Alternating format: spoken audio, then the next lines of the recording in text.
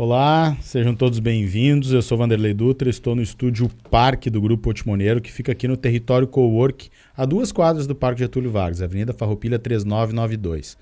Esse é um dos estúdios do Grupo Otimoneiro, o outro é o Estúdio Centro, que fica junto à redação do jornal de 58 anos, lá no Edifício Ipicuê, no centro da cidade. Hoje a gente inicia a primeira rodada de entrevistas com os candidatos e a candidata à Prefeitura de Canoas dentro da nossa cobertura das eleições 2024 do Grupo Otimoneiro de Comunicação. E pela ordem sorteada, com a presença de representantes das candidaturas, a ordem ficou da seguinte maneira. Hoje, dia 26, entrevistamos Beth Colombo do Republicanos. Dia 27 é a vez de Rodrigo Cebola, do PSOL. Dia 28, o entrevistado é Jairo Jorge, do PSD.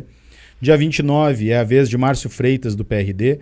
Dia 30, conversaremos com Ayrton Souza, do PL. E sábado, dia 31, encerrando essa primeira rodada, Odirley Campiol, do Novo. Sempre às 19 horas no nosso Instagram e a qualquer momento também no Instagram e no canal OTPlay TV no YouTube. Ainda teremos entre 9 e 14 de setembro uma rodada de entrevistas com os candidatos a vice-prefeito e uma nova rodada com os candidatos já mais pertinho lá das eleições no final de setembro. E em 2 de outubro, já anota aí, na semana final de campanha, o debate eleitoral do Grupo Otimoneiro, que será feito no Uni La Salle, no meio do campus, numa área envidraçada e também com transmissão ao vivo aqui nas nossas redes sociais e no canal OTPlay no YouTube. Vai ser o último grande debate da campanha, decisivo, então não perde, certo? Além disso, nós estamos inovando e disponibilizando pelas nossas redes sociais as questões onde cada um dos candidatos tem 40 segundos para responder. Já publicamos 3 aqui no nosso Instagram, vai acompanhando, a cada 1, 2, 3 dias a gente solta mais uma questão. E você pode participar perguntando para os candidatos. Então, manda lá para o nosso WhatsApp no 5134723022, em vídeo, inclusive, a sua pergunta. Que seja uma pergunta abrangente, do ponto de vista social, que sirva para todos, né? E que também não tenha cunho ideológico ou, principalmente, partidário, que vai passar por um filtro da nossa equipe e as melhores perguntas vão direto para os candidatos.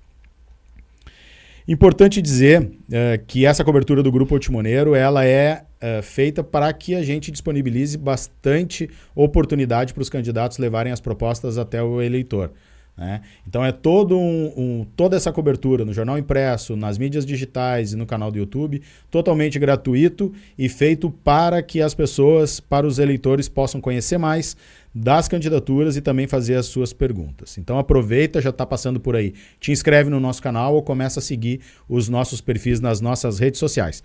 Bem, vamos lá. Cada entrevista dessa rodada aqui terá a duração de 40 minutos. Nós vamos colocar um cronômetro aí para a gente fazer uma medição, para ficar todos os tempos próximos. E vamos começar agora. Beth Colombo, do Republicanos, servidora pública da Rede Municipal de Ensino de Canoas aposentada, foi vice-prefeita da cidade por 8 anos, entre 2009 e 2016, e integrou outros governos municipais, com destaque aos períodos que foi secretária das pastas de saúde e da educação. Seja bem-vinda ao nosso Estúdio Parque, candidata. Obrigada, Vanderlei. Muito obrigada ao Grupo Otimoneiro pela oportunidade de poder estar aqui falando sobre a nossa cidade, a nossa Canoas. Candidata, eu quero começar pedindo para que tu conte um pouco sobre a tua vivência e atuação durante a enchente, porque é algo que os canoenses cobraram e continuam cobrando muito, né? Onde é que estavam as pessoas que hoje estão se candidatando durante a enchente, o que aconteceu com elas? E pode, claro, falar o que aconteceu do ponto de vista pessoal. Tá bem. Então, assim, é importante que eu faça uma linha do tempo. Eu vou tentar ser bem sucinta, mas eu preciso fazer assim. 3 de maio, sexta-feira, às 14 horas, na minha casa, eu conversando com uma amiga, nós duas começamos a falar sobre a situação que estava prevista, né, de uma enchente em Canoas. Mas nós tínhamos que fazer alguma coisa, nós pensamos. O que vamos fazer? Bom, naquele dia já tínhamos em Canoas um primeiro abrigo, que era lá no Sesgapa. Uhum. Imaginava-se que ficaria ali, né? E sabíamos que a cidade não estava preparada para ter tanta gente. Já estavam lá quase 300 pessoas. nós nos reunimos e eu, junto com essa amiga, em questão de 30 minutos, reunimos um grupo de mais de 20 pessoas.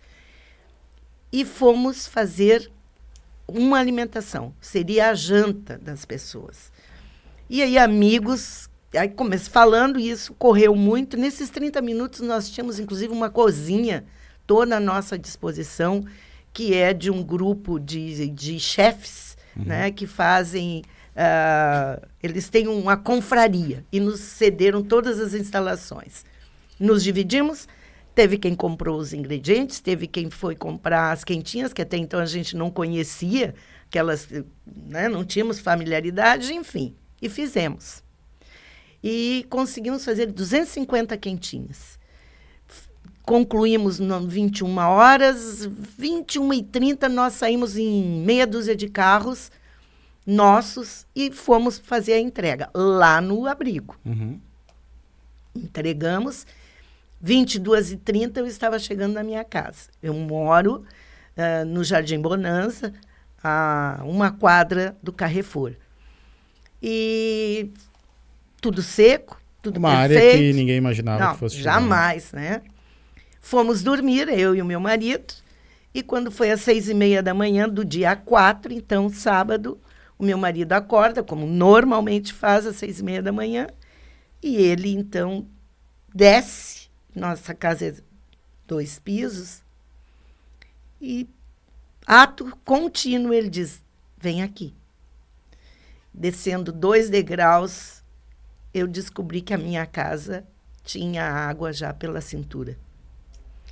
Meus estufados estavam boiando, meus móveis, meu andar térreo já era um rio, e com correnteza. Isso que era assustador, porque as cadeiras faziam redemoinho na sala de jantar. Não tinha mais como sair de casa sozinhos. Arrumamos uma muda de roupa para cada um, ainda dizendo, não, mas isso vai passar, né?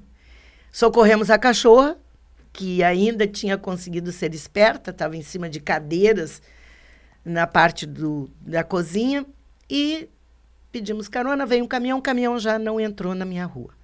E aí eu saí de casa de barco. Quando eu estava, eu, o marido e a cachorra, e mais um casal de vizinhos sendo, então, resgatados, eu recebi uma ligação. E essa ligação era de uma pessoa do governo, da prefeitura, que dizia, Beth, a situação é muito mais complicada e nós vamos precisar abrir mais um abrigo. E precisamos que tu coordene. E este abrigo será no Fênix. E eu disse, bom, só me dá o tempo, então, de tirar a roupa molhada. E foi o que eu fiz. Tirei a roupa molhada e fui para o Fênix. E lá eu fiquei 64 dias. Uma média de 16, 18 horas por dia. Encontramos 470 pessoas, 86 crianças e todos numa mesma situação, sem entender o que estava acontecendo e o que seria das suas vidas. Já voltou para casa? Não. Ainda não? Não, a minha casa ainda não dá condições de... ela ficou 21 dias com água, né? Foram 2,70 metros de água dentro de casa. O que aconteceu contigo aconteceu com, né, mais 100 mil canoenses e é todo... Tu sabe bem, então, como é que é esse drama de ver o seu patrimônio, a sua energia, o seu dinheiro colocado ali, as suas memórias, o lugar onde estava vivendo, né? E também todo esse receio de de voltar, inclusive, que, né, com receio de acontecer de novo. Mas o que eu queria te perguntar era um pouquinho antes, assim, como tu escolheu aquele lugar, tu não imaginava que a água chegasse lá, né? Como muitos.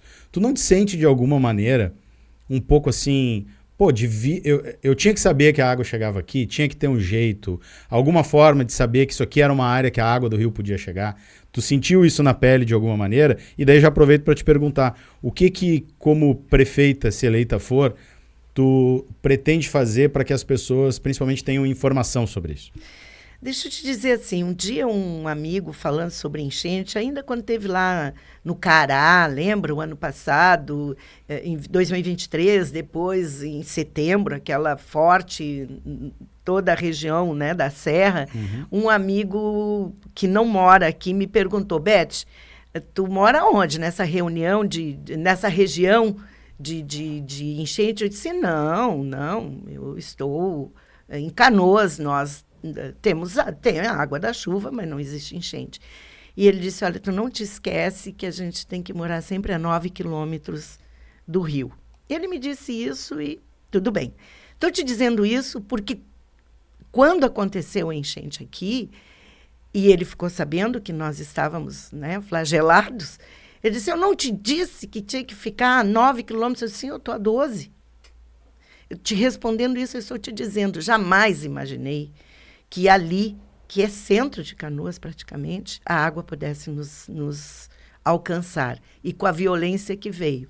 Mas eu também sei que é uma água que não foi só da chuva. Nós não tivemos uma cheia, nós tivemos uma enchente, e uma enchente provocada por dique que extravasou, dique que vazou, dique que não suportou aquilo para que ele foi destinado, que é segurar as águas. Então, alguma coisa está errada.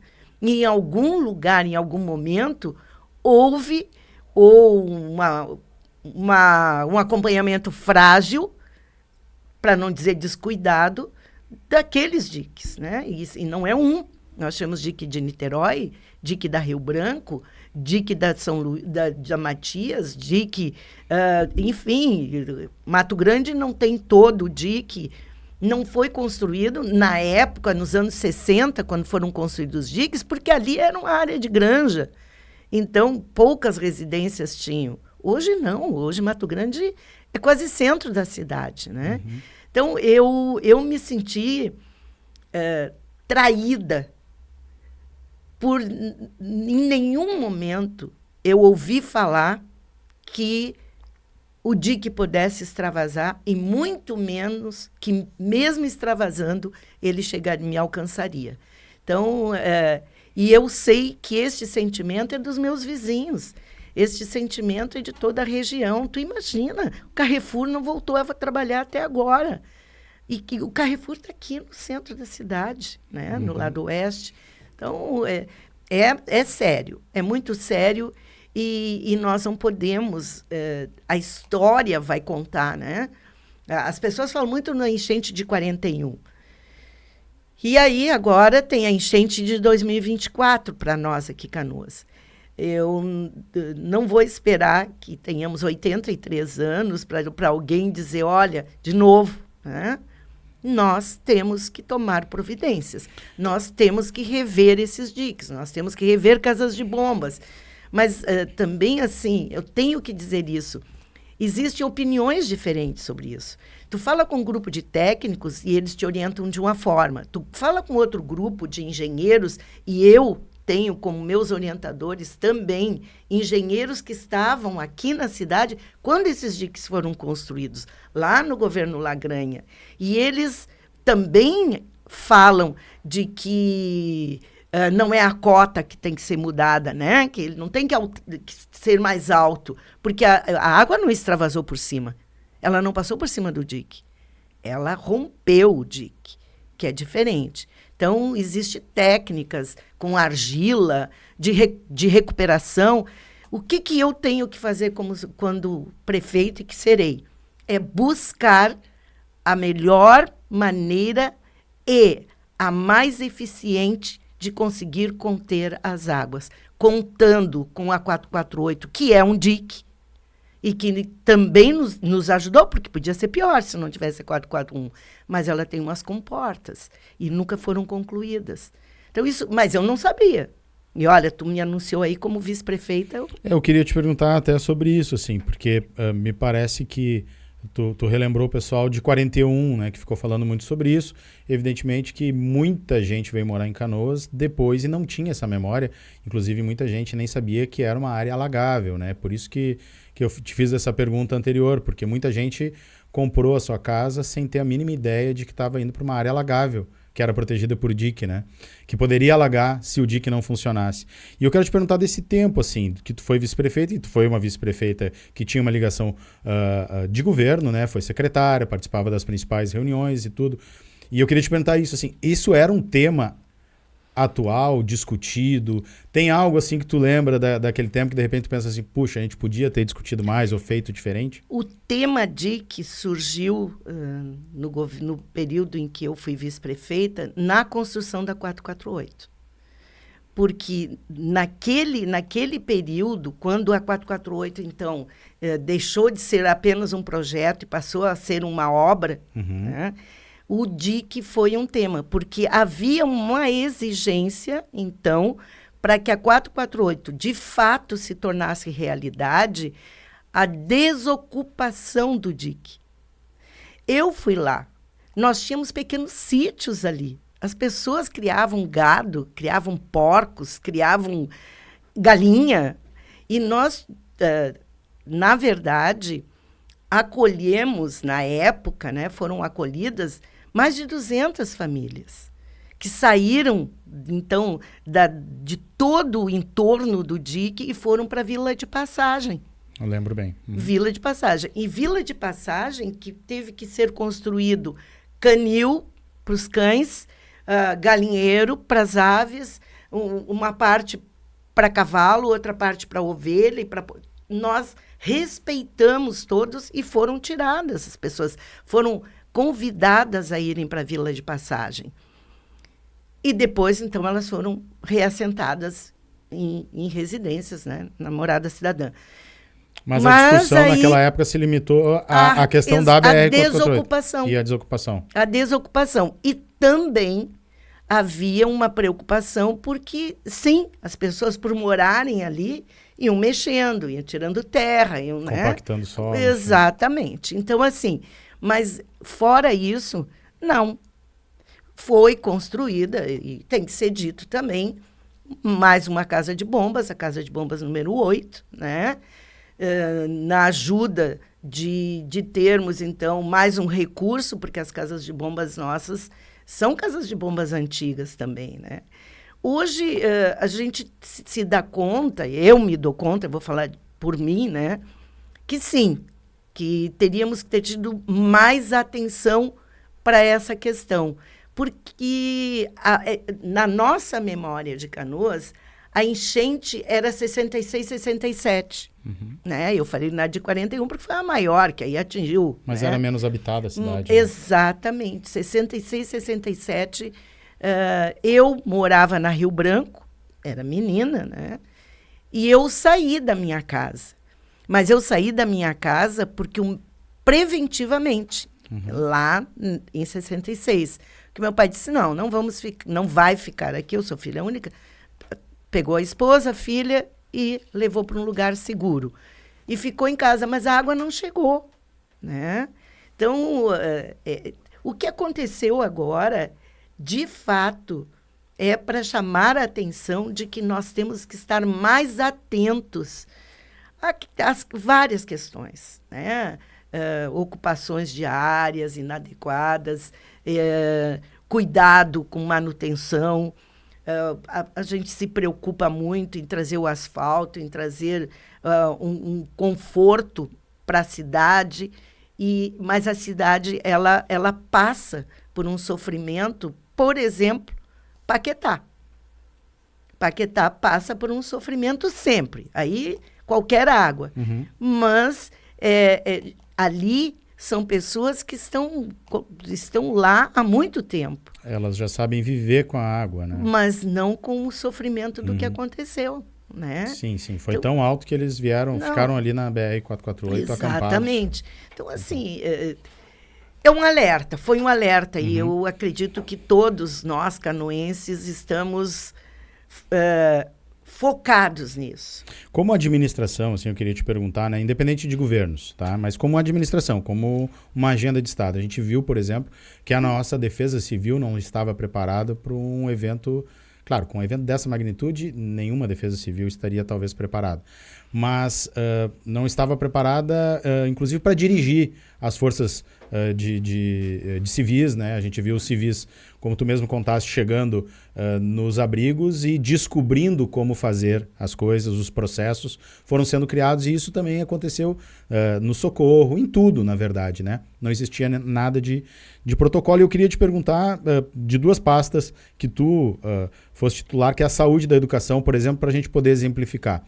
Em algum momento, na memória destas duas pastas, existe um protocolo, um planejamento, alguma coisa que se pense em alagamentos e enchentes assim maiores para seguir? Não. Que eu tenha trabalhado, não. Em nenhum momento se trabalhou com a hipótese. Eu vou te dizer mais. Hipótese de desastre. Teve uma época, lá nos anos, eu acho que 2010, 2009, que se cuidava muito da questão do gás, né? Uhum. De incêndio, a questão de vazamento do gás. Evacuação de escola, exato, treinamento de... Petrobras, né? Então, assim, a questão da amônia, enfim. Isso até nós tivemos nos anos 2009, 2010, eu acredito. Mas de cheia, em nenhum momento. Para que fique assim, já que é uma entrevista de propostas, né? Eu quero pedir que tu diga, então, né, de forma mais direta, o que tu pretendes fazer, se eleita for prefeita, para conter e também para preparar a cidade, né? Claro que a gente teve que passar por isso, que tu tem uma experiência, né, que conta também nesse momento. Então, se tu puder dizer, então, para os eleitores, em relação à contenção de cheias e também da mitigação e preparação, quais são as suas propostas? Eu tenho muita vontade, e vou com certeza, se chegar a prefeita, e serei, de criar um comitê de crise permanente. Mas esse comitê de crise ter a oportunidade de visitar lugares que passaram por situações semelhantes ou piores, ou nem tanto, para trazer para nós uma expertise de como nós estarmos preparados no momento em que a sirene soa. Porque montar um comitê de crise depois do fato, aí já está sob o estresse do acontecimento, sobre a emergência da situação, e dificilmente se faz ou se tem as melhores ações. Então, manter esse comitê de crise através da Defesa Civil, eu acredito na Defesa Civil, mas uma Defesa Civil equipada, preparada. Eu, quando fui secretária de Saúde, em 2009 até 2012, 2011, eu fui para o Rio de Janeiro. Eu visitei a Defesa Civil do Rio de Janeiro para ver como eles atuavam e atuam em situações não só de crise de cheias, mas todas as situações que possam trazer um risco para a sociedade. E eles lá eram muito bem preparados na época. Hoje eu não posso responder, mas acredito que sim. Até porque são militares, né? A Defesa Civil é militar lá. Mas de lá eu trouxe um conhecimento de que as pessoas, quando elas estão preparadas, equipadas, elas atuam de forma mais célere, mais resolutiva e sem o estresse do sofrimento. Porque o que nós vimos foram pessoas salvando e sofrendo. E quando tu estás no sofrimento, de repente, tu não estás com as tuas condições emocionais de tomar a melhor atitude. Então, com certeza, a Defesa Civil de Canoas, quando eu prefeita, será preparada, equipada. Canoas não tem essa expertise. Bom, agora terá, e será uma obrigação de quem quer que venha a assumir a prefeitura, e eu tenho certeza que serei eu e eu farei. Vamos voltar a pegar o gancho para a saúde. A gente vai ficar indo e vindo do tema enchente, porque não tem como, né, não costurar com o tema enchente, que é o tema mais urgente da cidade. Mas já que tu falaste do tempo que tu foi secretário da saúde, e portanto tu conhece bem a nossa rede de assistência como um todo, para a montagem do teu plano de governo e das tuas propostas, tu conseguiu já ter uma noção do tamanho do prejuízo que a cidade teve? Olha, eu não tenho a noção exata, né? Eu tenho as informações que eu recebo especialmente da própria comunidade. Porque quem mais sabe da situação é quem vive ela, né? E as pessoas estão totalmente desencantadas com a questão da saúde em Canoas. Há um acúmulo de consultas, de espera de consultas, de procedimentos, os procedimentos menores até grandes cirurgias, como cirurgias cardíacas, cirurgias neurológicas, que nós temos um hospital com competência para isso, que é o HU. Mas nós estamos sendo engolidos pelo dia a dia que a atenção básica não está dando conta. A verdade é que nós estamos com uma carência na atenção básica e, por isso, e consequentemente, e já, aí sim, por uma informação mais técnica, nós estamos chegando a ter óbitos que seriam evitáveis se nós tivéssemos atuado no início, na atenção básica, da forma como deveria. Eu fui secretária de saúde. Na época que eu peguei a Secretaria de Saúde, né, junto com todo o contexto, a saúde em Canoas estava um caos. E nós conseguimos, num prazo de 2, 3 anos, deixar como exemplo. Nós recebíamos aqui em Canoas pessoas da área de saúde do Paraná, de Santa Catarina, do Mato Grosso, para vir acompanhar o que nós estávamos fazendo.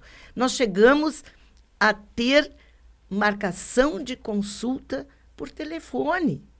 As pessoas não iam mais dormir nas filas, não faziam camas de jornais nas portas, na época chamávamos postos de saúde, hoje unidades de atenção básica. Chega de sofrimento e há um retrocesso gigante. Quando tu volta a ter... Não é possível que tu tenha um momento que tu pega um telefone, desde que fosse prefixo 51, podia ser celular, fixo, podia ser orelhão, na época ainda tinha os telefones públicos, orelhões, e marcava a tua consulta. Caía num call center em que tinha 21 posições, mais de 1 milhão de consultas foram marcadas. E tu me diz assim, tá aí, agora? Não, agora não tem mais nada. Agora as pessoas dormem nas filas, buscam um atendimento, nem sempre tem a garantia da consulta. A estratégia de saúde da família quase que sucateada, porque as pessoas não conseguem, são poucos agentes de saúde, porque há uma evasão também e troca. Enfim, nós estamos vivendo, eu não tenho medo de dizer, e se alguém puder me mostrar o contrário, eu vou ficar muito feliz, um dos piores momentos na área de saúde da nossa cidade de Canoas dos últimos tempos. Mas por causa da enchente? Ou não. A enchente só agravou, porque agora nós perdemos o pronto-socorro. Tu imagina um pronto-socorro que é referência para 76 municípios e que, de repente, é consumida pela água. E não é só o prédio consumido. Todos os equipamentos foram consumidos, porque não foi possível retirar tomógrafo, raio-x, enfim, todos os equipamentos. Imagina equipamentos de UTI, que hoje não existe. Existe uma casca do pronto-socorro. E eu digo uma casca com muita dor, porque se tu passar pela rua, pelo lado dele, tu vai ver vidros quebrados, telhado... Enfim, a água destruiu o pronto-socorro. E aí o que acontece? O Nossa Senhora das Graças, que já é um hospital, que já trabalha normalmente deficitário em termos de espaço, porque as pessoas gostam muito do Graça, né? É o Gracinha, como chamam. Então, é a primeira porta que as pessoas procuram. E fora o pronto-socorro, é a porta de pronto atendimento. E hoje, tu tens lá, dentro do Graças, 2 equipes. Eu acredito, e eu posso estar equivocada nos números, e me perdoem se eu estiver, mas, assim, o pronto-socorro deve estar na casa de mais de 1.000 funcionários. E o Graça fica na casa de 900 e poucos funcionários. Claro que alternando os turnos, né? Estão todos no mesmo espaço. tentando dar o seu melhor. É impossível. É impossível. Nós temos 2 hospitais dentro de um só, e um hospital que tem a sua natureza para fazer o atendimento clínico, acompanhar as patologias, e um outro que tem que dar o socorro imediato. Chega uma pessoa que amputa uma mão numa máquina, porque isso é o comum no pronto-socorro, e aí vai para o Graça. Então deixa eu te perguntar, até olhando então para o futuro, para uma reconstrução do HPS que em algum momento esperamos que aconteça, né? Na época que tu eras secretária de saúde, eu acredito que foi nessa época, teve a contratualização com o governo do estado e federal, onde o HPS se tornou referência para muitos municípios. E essa medida foi levada, nas últimas campanhas, todas isso veio à tona, de que a saúde de Canoas é referência para 300, para 400 municípios, né? E, inclusive o HPS era referência, trazendo uma ideia de que o custo-benefício, o que vinha de dinheiro, não cobria esse atendimento todo para outras cidades. Olhando então para o teu governo, se eleita for, com uma reconstrução da rede que vai ter que ser feita, como é que tu enxerga esse atendimento referência do HPS e da rede de Canoas? Quando Canoas fez a opção de ser gestão plena em saúde, isso significa os recursos de Canoas vêm direto para Canoas, não passam pelo governo do estado, ele assumiu a responsabilidade. Foi condição para Canoas ser gestão plena atender esses municípios, tanto no pronto-socorro quanto no HU, no Hospital Geral. Então, hoje não tem como retroceder disso, a não ser que Canoas abra mão de ser gestão plena, o que não vai abrir mão, o que não vai. Ele recebe, ele ganha pelo que ele produz, né? Contando ainda os 15% necessário, que é dos cofres da prefeitura, né? Então, assim, não tem como retroceder no número de referências. Tem que se preparar para atender as referências, porque essas referências não são de graça. Aquilo que o HU produz, aquilo que o pronto-socorro produz, se bem administrado, ele cobra, porque é faturado, é faturamento. O Graça recebe conforme ele fatura. O que nós temos que ter é o cuidado na administração disso, nos recursos, faturar, porque tem procedimentos que são pequenos, um procedimento de pontos. Se não for lançado no sistema, não vai receber por aqueles pontos, mas ali teve anestesia, ali teve um fio, ali teve agulha, ali teve esterilização do ambiente e ali teve mão de obra, que não foi cobrada. Então, uma coisa anda com a outra. Tem que ter gestão do hospital e tem que ter profissionais competentes. E falando em gestão, então, nessa área da saúde ainda, o que tu pensa sobre gestão? Repassar para entidades? Qual é o papel também na assistência de Canoas da Fundação Municipal de Saúde? Olha, a fundação, quando foi constituída, e eu fui uma defensora da fundação, eu até saí do Rio Grande do Sul, fui a Aracaju, fui em outros estados ver como funcionavam as fundações, porque defendia a fundação, era secretária de saúde e defendia. Eu entendo que a fundação é um recurso, mas não vejo que a nossa fundação esteja correspondendo a que ela foi constituída. Por quê? Eu não estou lá dentro. Eu não faço a gestão dela e nem trabalhei, porque quando a fundação foi constituída de fato e começaram os concursos, eu já não estava mais na saúde. Mas eu acredito que seja gestão. Nós temos que ter dentro da fundação, e como em qualquer outra parte, uma gestão responsável, competente, mas especialmente uma gestão que não esteja vinculada ou dependente à política partidária. Não pode, essas coisas não se misturam. E daqui a pouco, com a troca de presidentes, eu nem sei quantos presidentes a fundação já teve. Não saberia mesmo, desconheço, mas sei que são muitas. E cada pessoa, cada grupo que chega para fazer a gestão, traz o seu modelo, entendendo que aquele modelo é o principal. E nem sempre tem continuidade. E aquilo que não tem continuidade, que se rompe, tu nunca vai saber se daria certo ou não.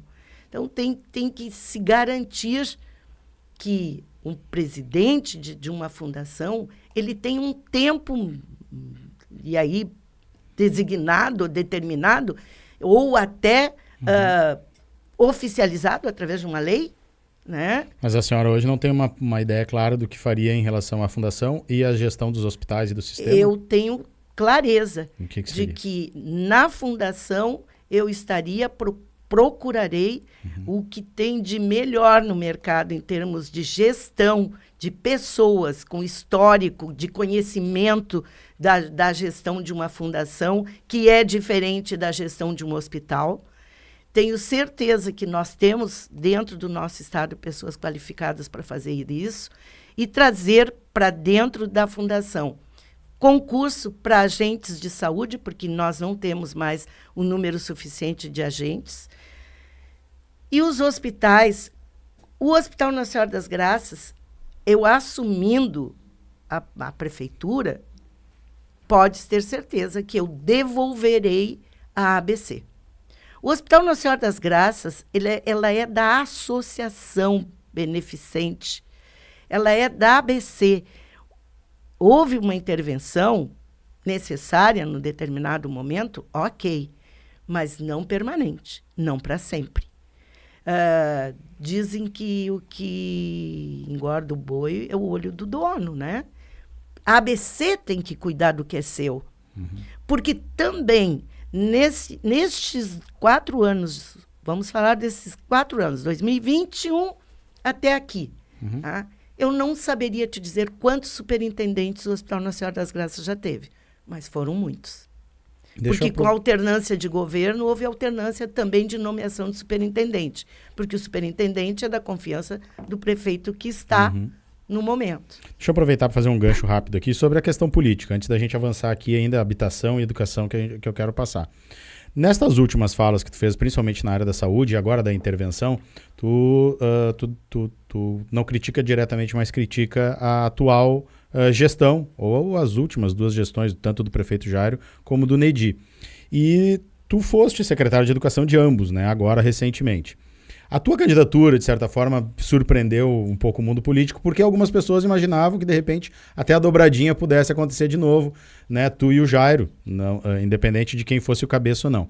O que eu quero te perguntar é assim, a tua candidatura, de certa forma, abalou a relação política de vocês? E se for eleita, o Jairo Jorge será convidado para o teu futuro governo? Deixa eu te dizer, a minha candidatura não abalou a amizade que nós temos. E espero que não abale nunca, porque eu tenho muito carinho pelo Jairo Jorge, pela pessoa do Jairo Jorge, e respeito pelo que ele já fez pela cidade.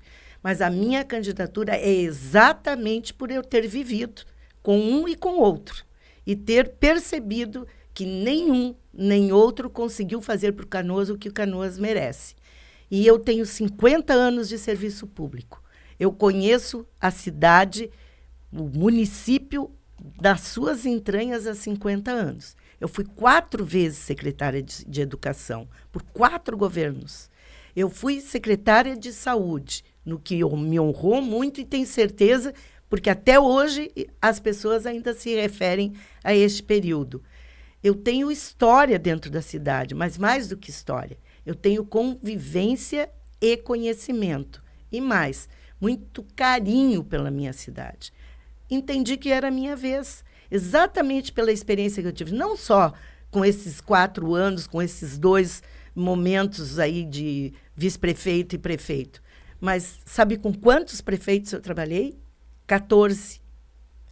Porque em 50 anos, 25 Canoas era área de segurança. Então, não necessariamente nós tínhamos a cada 4 anos um prefeito. Nós tínhamos conforme o governo do estado, porque era uma indicação do governo, do governador. Eu trabalhei com 14 prefeitos, com quem eu aprendi muito.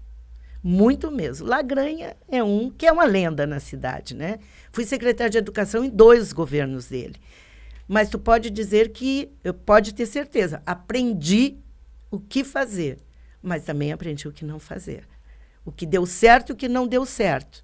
E isso serve para mim, é conhecimento, é aquilo que tu adquire e que ninguém te tira. E agora eu tenho certeza que eu estou pronta para ser a prefeita. Tu tem reforçado nessas primeiras semanas de campanha que tu está preparada e pronta, que chegou a tua vez, tem enfatizado muito isso, a gente entende esse recado assim de comunicação, né? E como tu trabalha tanto no partido como na tua história de vida a questão do gênero, né, por ser mulher, é a única candidata inclusive, eu queria te perguntar se tu teve barreiras nesse tempo todo assim por ser mulher dentro das administrações e qual é no que o teu plano de governo, a questão de gênero, ela contempla. Por exemplo, vai ter paridade de secretários, por exemplo, homem e mulher? Deixa eu te dizer assim, eu nunca senti, se houve ou não senti, qualquer tipo de discriminação de gênero. Eu poderia ficar contigo aqui algum tempo a mais te contando histórias verdadeiras de minha vida. Como, por exemplo, ser a primeira mulher a ser presidente de uma executiva de um grande partido. Quando a ata chegou na estadual, eles devolveram dizendo que tinha algum equívoco, porque aparecia o nome de uma mulher como presidente do partido aqui em Canoas. E nós tivemos que registrar em cartório, que não tinha equívoco nenhum. Eu seria a presidente do partido aqui e abrir fronteiras para as mulheres sobre isso, né? E vejo, acompanho, sei de muitas resistências à questão da mulher.